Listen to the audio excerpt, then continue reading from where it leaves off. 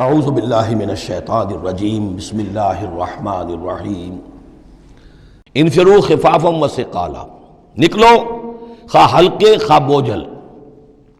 یہ ہلکے اور بوجھل کے دو پہلو ہو سکتے ہیں، یا تو داخلی طور پر بوجھل دل کے ساتھ نکلو یا آمادگی کے ساتھ نکلو، نکلنا پڑے گا۔ اب یہ نکلنا فرض عین ہے، یہ نفیر عام ہے۔ وہ بات گئی جب کہ صرف تحریض تھی، ترغیب تھی، وہ دور ختم ہوا۔ اب نکلنا پڑے گا، اس جنگ میں نفیر عام ہے، چاہے بوجھل دل کے ساتھ نکلو اور چاہے کھلے دل کے ساتھ اور آمادگی کے ساتھ نکلو۔ اور اس کے ایک معنی یہ بھی ہو سکتے ہیں، چاہے تمہارے پاس ساز و سامان کافی ہے تب بھی نکلو، کم ساز و سامان ہے تب بھی نکلو۔ تو خارجی طور پر بھی ہو سکتا ہے یہ بوجھل اور ہلکا، اور داخلی طور پر بھی۔ وَجَاهِدُوا بِأَمْوَالِكُمْ وَأَنفُسِكُمْ فِي سَبِيلِ اللَّهِ، اور جہاد کرو اللہ کی راہ میں اپنے اموال سے اور اپنی جانوں سے۔ ذَلِكُمْ خَيْرٌ لَكُمْ إِن كُنتُمْ تَعْلَمُونَ، یہی تمہارے لیے بہتر ہے اگر تم علم رکھتے ہو۔ لَوْ كَانَ عَرَضًا قَرِيبًا، اگر انہیں توقع ہوتی کہ مال قریب ہی ہے، قریب ہی ہمیں مال مل جائے گا، غنیمت مل جائے گی، وَسَفَرًا قَاصِدًا، اور اس کے لیے سفر بھی جو ہے وہ چھوٹا ہے، بڑا نہیں ہے، لَاتَّبَعُوكَ، تو یہ سب اے نبی آپ کی پیروی کرتے، آپ کے ساتھ چلتے۔ وَلَٰكِن بَعُدَتْ عَلَيْهِمُ الشُّقَّةُ، لیکن ان کو تو بڑی بھاری پڑ رہی ہے، بڑی دور کی مسافت نظر آ رہی ہے، اتنا دور۔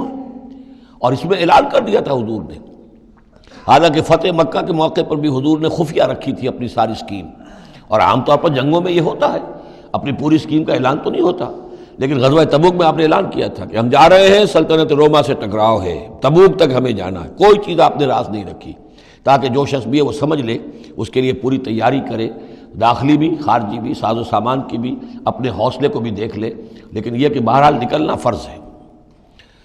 وَسَيَحْلِفُونَ بِاللَّهِ لَوِ اسْتَطَعْنَا لَخَرَجْنَا مَعَكُمْ، اور یہ عنقریب قسمیں کھائیں گے اللہ کی کہ اگر ہمارے اندر استطاعت ہوتی ہم ضرور نکلتے، اب مجبوری ہے، فلاں مجبوری ہے، فلاں مجبوری ہے۔ یہلکون انفسہم، یہ اپنے آپ کو ہلاک کر رہے ہیں، واللہ یعلم انہم لکاذبون، اور اللہ تعالیٰ کو معلوم ہے کہ یہ جھوٹ بول رہے ہیں۔ عفا اللہ عنک لما اذنت لہم، اے نبی آپ کو اللہ معاف فرمائے، یا اللہ نے آپ کو معاف کر دیا، آپ نے انہیں کیوں اجازت دے دی؟ یعنی کوئی منافق آیا، کوئی اور آیا، حضور یہ مجبوری ہے، بیوی بیمار ہے، کوئی دیکھ بھال کرنے والا نہیں ہے، تو مجھے اجازت دے دی، اچھا بھائی جاؤ۔ حضور کی طبیعت میں بھی نرمی تھی اور آپ نے اجازت دے دی۔ اب جب اجازت مل گئی، اس نے کہا میں نے تو اجازت لے لی ہے، وہ کور بن گیا، اس کے نفاق کا پردہ چاک نہیں ہوا۔ حالانکہ حضور اجازت نہ دیتے تب بھی اس نے نہیں جانا تھا، لیکن نہیں جانا تھا تو معلوم تو ہو جاتا کہ اس نے رسول کی بات کا جو ہے وہ معصیت کی ہے، نافرمانی کی ہے، اس کے نفاق کا پردہ جو ہے وہ پڑا رہ گیا، وہ پردہ اٹھ جاتا۔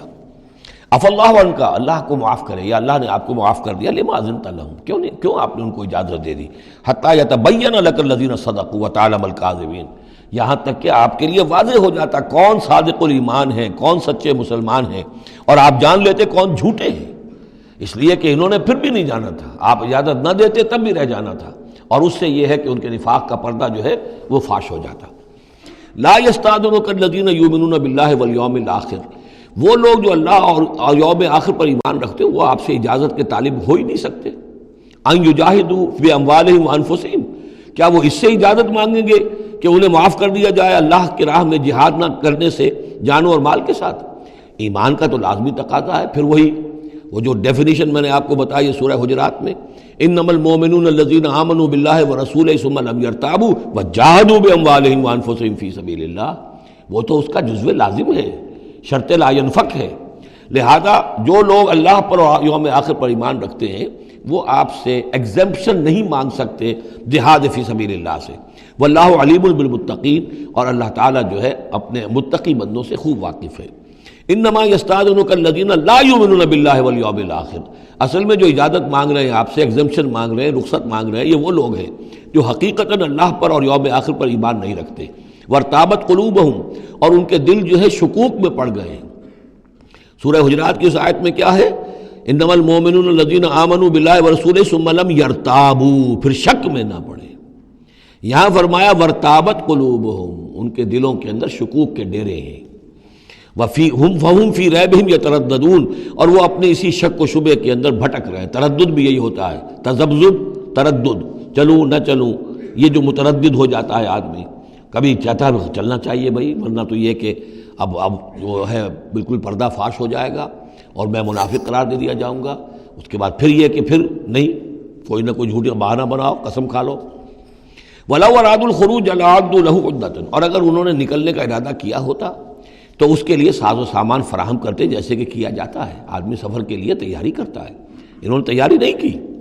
وَلَٰكِن كَرِهَ اللَّهُ انبعاثَهُم، تو اللہ تعالیٰ ہی نے ان کا نکلنا پسند نہیں فرمایا۔ فَثَبَّتَهُمْ، اور ان کو بوجھل کر دیا، ان کو روک دیا۔ وَقِيلَ اقْعُدُوا مَعَ الْقَاعِدِينَ، اور ان سے کہہ دیا گیا رہو، بیٹھ رہنے والوں کے ساتھ تم بھی بیٹھ رہو۔ اس کی حکمت آگے آئے گی۔ لو خرجوا فیکم، اگر یہ نکلتے آپ کے ساتھ، اے مسلمانوں تمہارے ساتھ، ما زادوکم الا خبالا، تو نہ اضافہ کرتے تمہارے لیے مگر خرابی کا۔ دلوں میں روگ تھا، وہاں جا کے فتنے اٹھاتے، آپس میں لڑاتے، کوئی اور کچھ کرتے، لہذا ان کا بیٹھ رہنا بھی حکمت پر مبنی ہے، اللہ تعالیٰ کی طرف سے، گویا کہ اس میں بھی ایک خیر ہے، گویا کہ بندہ مومن کے لیے تو خیر ہی خیر ہے، ادھر بھی خیر ادھر بھی خیر، لیکن منافق کے لیے شر ہی شر ہے، ادھر بھی شر ادھر بھی شر۔ لو خرجوا فیکم، اگر یہ نکلتے تمہارے ساتھ، ما زادوکم الا خبالا، تو یہ نہ اضافہ کرتے تمہارے لیے مگر برائی کا، خرابی کا۔ ولا اوضعوا خلالکم، اور یہ گھوڑے دوڑاتے تمہارے مابین، یبغونکم الفتنہ، تمہارے لیے فتنے پیدا کرنے کے لیے۔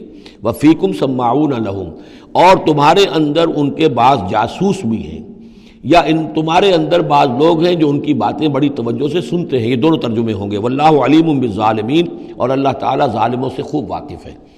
یعنی تمہارے اندر ہے مسلمانوں بعض نیک دل، وہ منافق نہیں ہیں، نیک دل سادہ لو مسلمان ہیں جو ان سے حسن ظن رکھتے ہیں، ان سے کوئی تعلق رکھتے ہیں، دوستی رکھتے ہیں، ان کی بات توجہ سے سنتے ہیں۔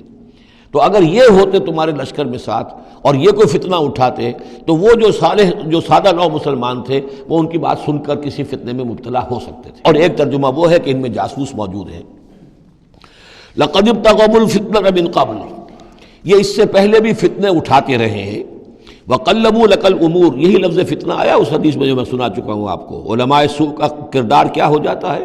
علماءہم شر الناس تحت عدیم السماء، من عندہم تخرج الفتنۃ وفیہم تعود۔